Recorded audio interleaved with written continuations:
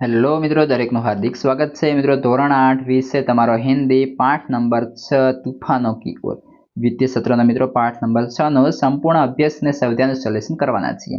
તે પહેલા ચેનલમાં પ્રથમ વખત આવેલા મહેમાન હો તો મિત્રો ચેનલ સબસ્ક્રાઇબ કરી તમારા મિત્રોને અવશ્યપણે વિડીયો શેર કરી દેશો।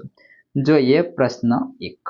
तूफानों की ओर धुमाधु नाविक निज पतवार ऐसा कवि ने क्यों कहा?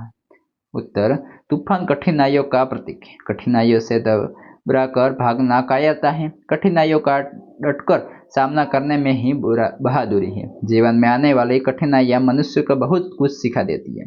उनमें हमें ऐसा आगे बढ़ने की प्रेरणा मिलाती है। इसलिए कवि ने नाविक से कहा कि तुम अपनी नाव तूफानों की ओर घुमा दो। प्रश्न 2। सागर भी तो यह पहचाने में क्या पहचानने की बात कही गई? सागर भी तो यह पहचाने, इस वाक्य में मनुष्य और साहस और शक्ति की बात की गई। कवि कहना चाहता है कि ऐसी कोई कठिनाई नहीं है जिसका हल मनुष्य के पास न। प्रश्न 3। समस्या आने पर हमें क्या करना चाहिए? समस्या आने पर हमें भयभीत नहीं होना चाहिए। शांति और धीरज से समस्या का उचित उपाय खोजना चाहिए। प्रश्न 1। इस घमंड में आहस तोलो का क्या अर्थ है? इस घमंड में साहस तोलो का अर्थ है कि यह तुम्हारे साह की परीक्षा का समय है। ऐसे कठिन समय में ही मनुष्य को अपने आप को परखने का मौका मिलता है। प्रश्न 2। कविता को पढ़कर नीचे दिए गए प्रश्नों के उत्तर लिखिए। तो दीजिए। किताबों में कुछ कहना चाहती हैं, किताबों में चिड़िया चहचहाती हैं, किताबों में खेतियां लहलहाती है, किताबों में झरने गुनगुनाते हैं, परियों के किस्से सुनाती है, किताबों में रॉकेट का राज है, किताबों में साइंस की आवाज है। किताबों का कितना बड़ा संसार है, किताबों में ज्ञान की भरमार है।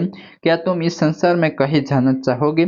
किताबें कुछ कहना चाहती है, तुम्हारे पास रहना चाहती है।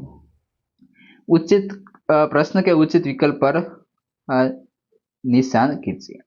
तो पहलो प्रश्न है, किताबों में कौन चहचहाता है? ऑप्शन सी, चिड़िया। ख, किताबें किसके किस्से सुनाती है? ऑप्शन बी, परियों के।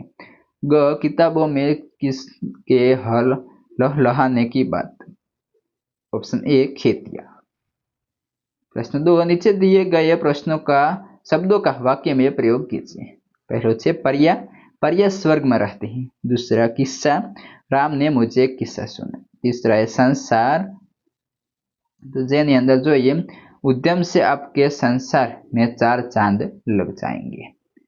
आगळ छे भरमार, मेले में खिलौनों की भरमार थी। प्रश्न 3। निम्नलिखित प्रश्नों के उत्तर दीजिए। पहला प्रश्न है, किताबों में क्या क्या है? किताबों में चिड़ियों की चहचहाट, खेतों का ललहाना, झरनों का गुनगुनाना, परियों के किस्से, रॉकेट का राज और साइंस की आवाज और ज्ञान का भंडार है। प्रश्न 2। हमें किताबें क्यों पढ़नी चाहिए? किताबों से हमें तरह तरह की जानकारी मिलती है। किताबें हमारा ज्ञान बढ़ाती है, वे हमारा मनोरंजन करती है, इसलिए हमें किताबें पढ़नी चाहिए। प्रश्न 3। किताबें में ज्ञान की भरमार है, ऐसा कवि ने क्यों कहा? उत्तर, किताबों से हमें इतिहास, भूगोल, नागरिक शास्त्र आदि ज्ञान का होता है। विज्ञान का ज्ञान भी हमें किताबें देती हैं। धर्म के अध्यात्म का ज्ञान भी पुस्तकों से मिलता है। हमें पुस्तकों से विधि विषयों का ज्ञान मिलने से हमें कह सकते हैं कि किताबों में ज्ञान का भंडार। प्रश्न 4। इस काव्य को उचित शीर्षक दीजिए। तो किताबें। प्रश्न 3 से चित्र देखकर नीचे दिए गए शब्दों की मदद से छोटी सी कहानी बनाकर अपने वर्ग में सुनाइए। आ जे चित्र आपेलो छे तेना आधारे આપણે થોડી નાની એવી મિત્રો कहानी बनाइए। तो જોઈએ, दीपक नाम का एक लड़का था। एक दिन वह माँ से पैसे लेकर पास के गांव में मेले में गया। साथ में उसका बड़ा भाई योगेश भी। मेले में दीपक ने एक खिलौने वाले के पास ढेर सारे खिलौने देखे। कई बच्चे उनसे खिलौने खरीद रहे थे। दीपक ने 2 रुपये में एक मुर्गा खरीदा। उसे सुरक्षित रखने के लिए उसने मेले में एक बक्सा खरीदा। बक्से में मुर्गा रखकर दोनों भाई घर लौटे। मुर्गे के खिलौने के कारण दीपक बहुत खुश था। रात में उसने माँ से कहा, माँ, तुम सवेरा होने पर मुझे मत जगाना। मुर्गा बाद में तो ये आप ही ठीक की उठ जाएगी। माँ मुस्कुराई और छुपा रही। सवेरा हुआ, सूरज भी निकल आया। दीपक बहुत देर से उठा। उसने माँ से पूछा, क्या मुर्गी ने सुबह बाग नहीं दी? माँ बोली, अरे दीपक, तू सचमुच बहुत बोला है। भला मिट्टी का मुर्गा बाग में दे सकता है? ये सुनकर दीपक अब सपने चनका चकनाचूर हो गए। प्रश्न 4, आपके गांव में बाढ़ आई तो उस समय आप क्या करेंगे? गांव छोड़कर चले जाएंगे या गांव वालों की मदद करेंगे? अपने विचार कारण सहित बताइए। उत्तर, मेरे गांव में बाढ़ आ जाए तो मैं अपने गांव में ही रहूंगा और अपनी यथाशक्ति गांव के लोगों की मदद करूंगा। गांव पर आपत्ति आने पर गांव छोड़कर भागने को डरपोक की बात। आपत्ति के समय अपने गांव वालों की मदद करना हमारा कर्तव्य है। अपने पड़ोसियों और मित्रों के परिवारों की हर तरह से सहायता करूंगा। मैं यथाशक्ति उनकी जरूरतों को पूरा करने का प्रयत्न करवाऊंगा। वह समय मेरा धर्म होगा और साहसिक पूर्ण इस धर्म का पूरा तरह पालन करूंगा। प्रश्न 5, नीचे दिए गए वाक्य में रेखांकित शब्दों के विशेषण बताइए और उनका वाक्य में प्रयोग कीजिए। पहलो है, उनकी ईमानदारी से सारा नगर परिचित है। दूसरा, हमारे अमीरी लोगों को उपयोगी होगी। तीसरा, हिमालय पर्वत की ऊंचाई देखने लायक है। चौथा, लक्ष्मीबाई वीरतापूर्ण लड़ी। पांचवा, दूसरों की बुराई करना पाप।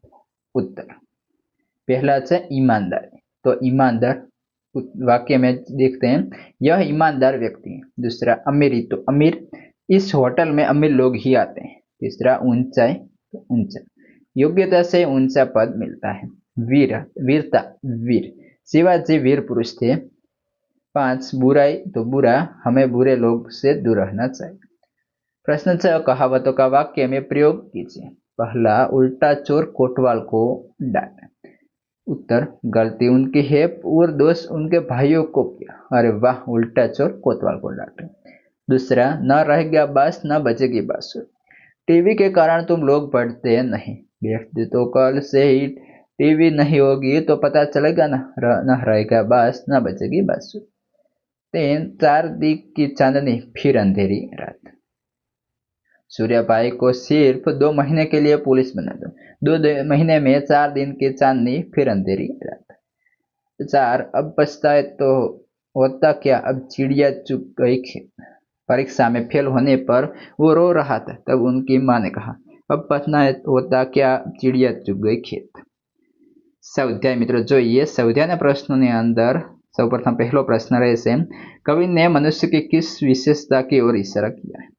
कवि शिव मंगल सिंह सुमन कहते हैं कि सब मनुष्य सब कुछ कर सकता है। उसने कभी हार नहीं मानी, वह थकना नहीं जानता। जब तक उनसे सांस है तब तक वह आगे ही आगे बढ़ता रहता है। न मनुष्य के साहस की सीमा है और न उसके आत्मविश्वास की। अपने दम्य साहस और अद्भुत आत्मविश्वास के बल पर ही उसने 7 सागर पार किए। इस प्रकार प्रस्तुत कविता में कवि ने मनुष्य के अपार साहस, अथक शक्ति और गजब के आत्मविश्वास की ओर इशारा किया है। प्रश्न 2, ज्वारा कहाँ उठा है? एक ओर समृद्ध में ज्वारा उठा है तो दूसरी ओर कवि ने हृदय में भावनाओं का ज्वारा उठा है। इस प्रकार समृद्ध और कवि हृदय, इन दोनों स्थानों पर ज्वारा उठा है। प्रश्न 3, समृद्ध ने कैसा रूप धारण किया है? समुद्र के बड़े जोर का तूफान आया है। उसे देखकर ऐसा लगता है जैसे वह जहर गल रहा हो। समुद्र से लहरें इस प्रकार उठ रही जैसे वे माझी की नाव को निगल जाएगी। तूफानी समुद्र ऐसा लग रहा है जैसे उसका सामना कोई नहीं कर सकता। सागर के ज्वार ने बड़ी कठिन परिस्थितियों का पैदा कर दिया। तूफान समृद्ध आज अपनी सीम शक्ति दिखाने पर तुला हुआ है। उसकी लहरों में ने जैसे मनुष्य की पराजित करने की ठान ली है। इस प्रकार समुद्र ने बड़ा उग्र रूप धारण किया है। प्रश्न 4, कवि ने मनुष्य को मिट्टी का पुतला क्यों कहा है? मनुष्य धरती पर जन्म लेता है, वह मिट्टी में खेल कर बड़ा होता है। मिट्टी में उत्पन्न होने वाले पदार्थों से ही मनुष्य का पालन पोषण होता है। मिट्टी उसकी माँ है। मनुष्य के मर जाने पर उसका शरीर मिट्टी में ही मिल जाता है। इस प्रकार मनुष्य अपने जन्म से लेकर मृत्यु तक मिट्टी से जुड़ा रहता है। मिट्टी से मनुष्य की इस अभिन्न के कारण कवि ने मनुष्य को मिट्टी का पुतला कहा है। प्रश्न 5, माझी का हाथ कब तक नहीं रुकता है? समुद्र अगर शक्तिशाली है तो मिट्टी का पुतला माझी भी काम नहीं है। उनमें अद्भुत साहस और अनोखी शक्ति है, इसलिए वह कभी थकता नहीं। जब तक उनके शरीर में प्राण है, जब तक उसकी सांसों में चेतना है, तब तक माझी का हाथ रुकने का नाम नहीं लेगा। वह संघर्ष करना नहीं छोड़ता। इस प्रकार माझी अपने अंतिम सांस तक कार्य करता है। प्रश्न 6, इस कविता का भावार्थ अपने शब्दों में लिखिए।